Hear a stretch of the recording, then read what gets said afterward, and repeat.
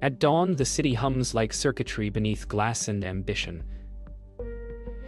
Inside a penthouse overlooking the skyline, Victor Hale watches the markets flicker awake, his empire breathing through 1,000 screens. He speaks rarely, but his silence commands rooms. His name bends markets before he even moves.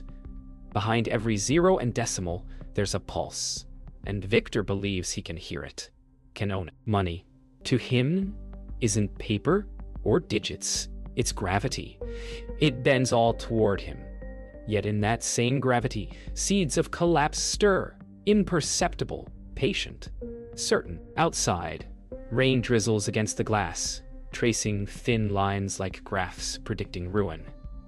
Inside, a symphony of monitors casts their blue glow upon a man who mistakes motion for immortality. In the trading floor below, velocity replaces reason. Dozens of analysts move in rhythm with the pulse of invisible capital, eyes locked on fluctuating numbers that dictate their breath. To them, Victor is myth and mandate, a man whose word decides whether millions rise or vanish before lunch. But myths are expensive to maintain. And even now, the market quivers, not from uncertainty, but from fear disguised as momentum. Somewhere in the noise, an algorithm stutters, a decimal misplaced, a warning unnoticed. Money travels faster than morality. Victor's first fund had started with borrowed capital and borrowed trust. What he built after came from precision and fear. Others' fear of missing out, of losing to a man who never seemed to lose. But beneath the suits and liquidity, every empire hides its origin sin. For Victor, it was a trade that wasn't supposed to exist. A loophole discovered in the late hours of youth and arrogance, when the market was merely a playground for risk. Lila knows his rhythms better than his conscience. Her loyalty is functional, not emotional, built from years of proximity to brilliance and danger. As she watches Victor dismiss a boardroom full of executives with a single nod, she wonders whether genius and ruin always share the same suit. Power, she's learned, is never about who speaks loudest, but who can afford to stay silent the longest. When night returns, the city mirrors itself across the river. Two worlds of light and shadow. Victor stands alone on his balcony, the hum of servers below blending with the murmur of wind. The world believes him untouchable, yet every fortress, no matter how high its glass walls, contains its first invisible crack. He closes his eyes and hears the market breathing, unaware that it's already learning how to stop. Wealth has a sound, soft, invisible, and absolute. In Victor's world, success is no longer about winning, but ensuring others cannot. His fund, Hale Global, now stretches across continents, algorithms whispering through servers like prayers in a steel cathedral. The markets move as if choreographed by unseen fate. But even gods of finance require believers, and Victor has built a congregation of analysts, brokers, and dreamers, all willing to worship his version of the truth. They call it efficiency. He calls it destiny. Every empire needs spectacle. Victor's annual investor gala unfolds like theater, a choreography of flattery, fear, and future promises. Behind crystal chandeliers and camera flashes, he smiles with the precision of a man who's practiced sincerity as a weapon. His words move capital faster than algorithms. His confidence anesthetizes doubt. Yet, in the pause between applause, there's a flicker, a silence too brief for anyone but Lila to notice. Across oceans, his influence expands like contagion. Screens glow in distant cities, Singapore, Zurich, Dubai. Each trading desk a node in Victor's web. He isn't trading anymore. He's orchestrating, shifting the global tide with gestures and timing. In the sterile hum of server rooms, decisions of billions rest on microseconds and trust. The only variable left is human error, and Victor no longer believes he qualifies as human. Lila travels to Zurich to finalize another acquisition. Her precision mirrors Victor's ruthlessness, but her conscience hasn't yet learned his silence. She sees faces behind figures, names behind numbers. The European boardroom is colder than New York's, but so is her expression as she repeats Victor's words, sealing a merger worth billions. In that glass room, she realizes she's trading not just assets, but fragments of herself. Night again. Victor stands before a digital globe projected in his penthouse, lines of data pulsing across continents. The world, for now, still moves at his command, yet power is an organism that consumes its host. In the silence, Victor sees his own reflection within the spinning light, and for the first time, he wonders whether he's built a system he no longer owns. The city outside glows like circuitry, alive, but not his. The illusion of control is the most expensive product on Wall Street. Victor sells it daily to clients, to partners, to himself.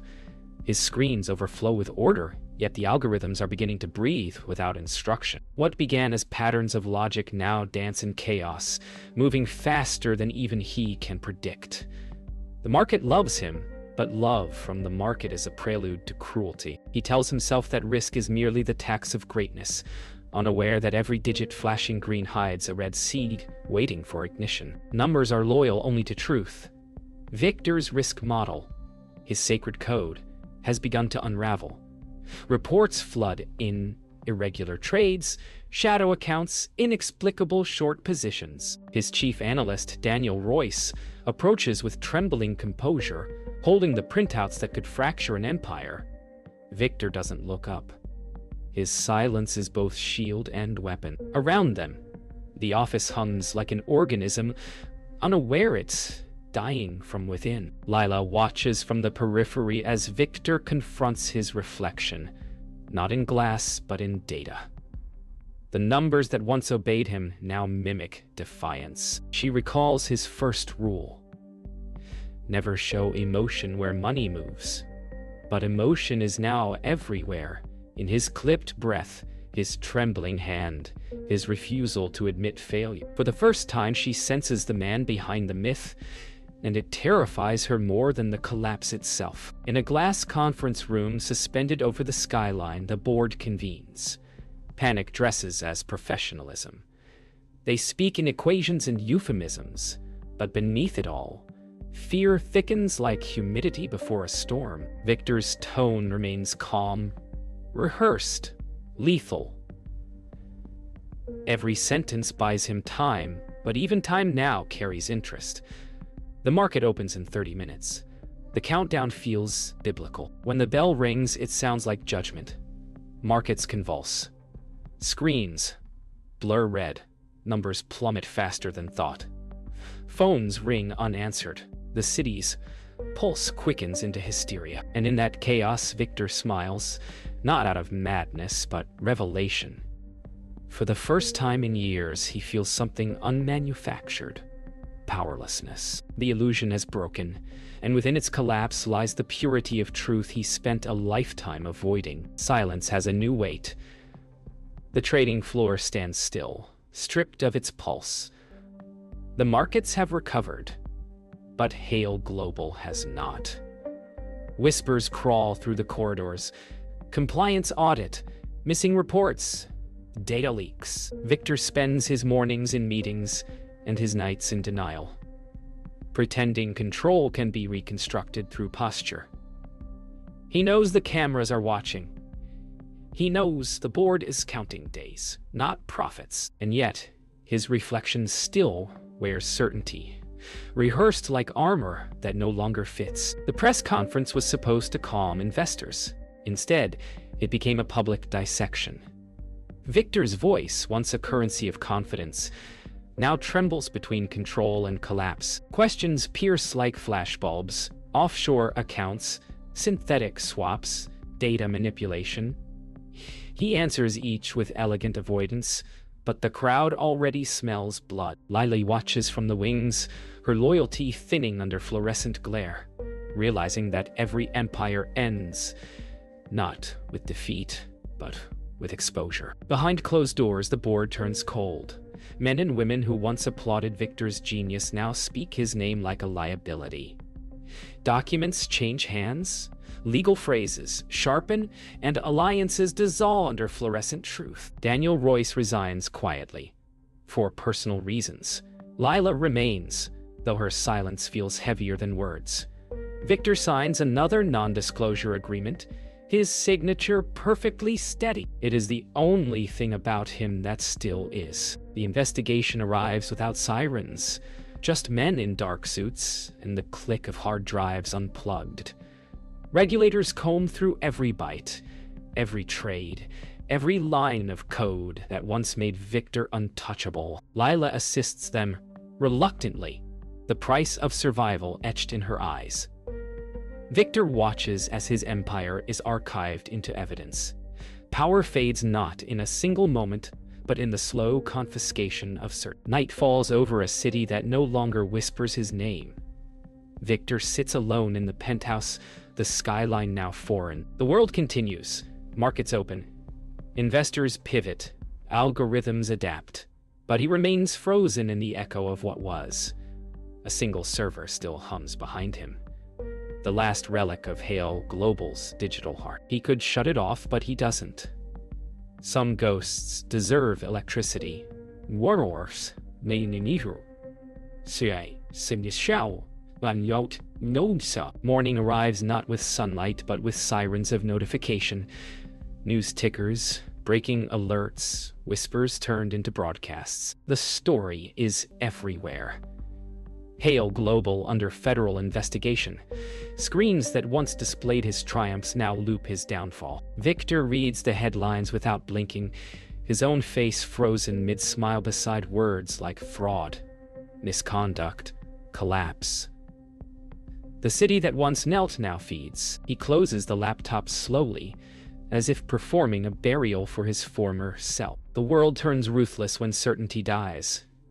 Reporters camp outside the building, helicopters circle, and traders he once mentored now call him the Fall. His legal team crafts statements he refuses to read. Lila visits only once, her loyalty now replaced by silence.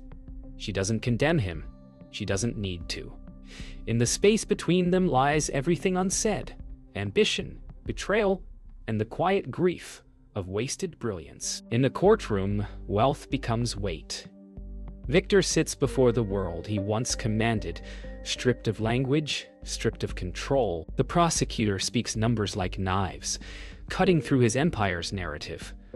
Offshore accounts, manipulated data, insider trades. Lila testifies, calm, precise, unflinching. Each word she speaks rewrites history in real time. Victor listens not with anger, but with the fatigue of a man watching his reflection dissolve. When the verdict reaches the public, it spreads faster than the truth ever did. Stock tickers flash Hale Global, defunct. The company's name becomes a ghost in financial lexicons, its employees scattering into safer firms. Victor's accounts freeze, his penthouse empties. The city continues without pause, traffic lights blinking indifferently where empires once rose. Somewhere, a trader jokes about him on live TV. The laughter sounds like thunder. Night again. No headlines now, no voices. Only the hum of a city unbothered by the fall of one man. Victor walks the streets without recognition, the anonymity almost holy. He pauses by the stock exchange where his legend began. The building glows gold against the darkness, its columns ancient, indifferent. He exhales, watching the breath fog and vanish. Wealth, reputation, myth, all vapor in the same cold air. When all accounts are frozen, all friends departed and all names erased, silence becomes the last currency. Victor learns its value slowly, living in the absence of purpose. The city hums outside, but his apartment, now emptied of everything but echo, feels like a mausoleum for ambition. Each night, he revisits the screens that no longer glow, the documents that no longer matter, and the face that no longer resembles power. What remains is the unquantifiable, regret measured in seconds instead of dollars. He visits his childhood home upstate, a place untouched by ambition. The small wooden house leans with time, its yard overtaken by silence and wind. Inside, he finds old ledgers, a calculator missing buttons, and a photograph of his parents, smiling, modest, unaware of what he'd become. For the first time, Victor feels the enormity of distance between who he was and who he became. The hunger that built Hale Global was born here, in the quiet fear of never having enough. Lila visits one last time, not for reconciliation but closure. They meet at a small cafe, far from the towers where they once ruled time. Her words are few, careful. His are fewer. She tells him the world has already moved on, that redemption is not about being forgiven, but about learning how to stop justifying. For the first time, he listens without argument. Their silence feels lighter than conversation, two ghosts sharing the same table, mourning what could never last. Later, alone by the river, Victor finally deletes the encrypted files that once contained his empire's algorithms, the last code that could resurrect the illusion. The data dissolves with a simple keystroke, vanishing into digital dust. He feels neither victory nor defeat, just the quiet relief of ending something that once consumed him. The reflection on the water trembles with light, and for the first time in decades he sees not power, but peace. In the stillness before dawn, Victor writes for the first time in years. Not contracts, not trades, but thoughts. Value, he writes, is not what is gained, but what survives after loss. The sentence feels foreign, yet honest. Outside, the city begins to stir, indifferent and eternal. He closes the notebook, sets down the pen, and exhales. The man who once believed he could control gravity now understands its mercy. Everything falls, but not everything breaks. Years pass quietly, as if time itself has learned discretion. Victor Hale lives far from the city now, in a coastal town where the ocean sounds like forgiveness. The world has long forgotten his name. New scandals, new moguls, new myths. But in local cafes, people still whisper about the man who pays in cash and never looks at screens. He spends his mornings walking the pier, tracing the rhythm of waves against wood, wondering how noise ever passed for meaning. Once, every second of his life was quantified. Now, nothing requires measurement. He owns nothing, owes nothing, and yet feels the rarest form of wealth, stillness. When seagulls dive and resurface, he imagines they too are traders of the sea, chasing brief fortunes before the tide reclaims them. For the first time, he allows himself to lose track of time. In a bookstore window one afternoon, Victor sees his name printed on a spine, the Untouchable. The rise and fall of Hale Global. He stares at it without moving, reading the summary written by someone who never knew him, yet somehow understood everything. The words reduce his life to headlines, losses, and lessons. He buys the book quietly, slipping it into a paper bag like contraband.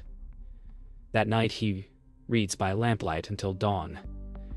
Every paragraph feels like an autopsy of ambition, precise, indifferent, necessary. When he finishes, he doesn't feel anger. Instead, he feels distance, as if the man described in those pages were merely a rumor he once chose to believe. He closes the book and sets it beside the window, letting morning light spill across the cover.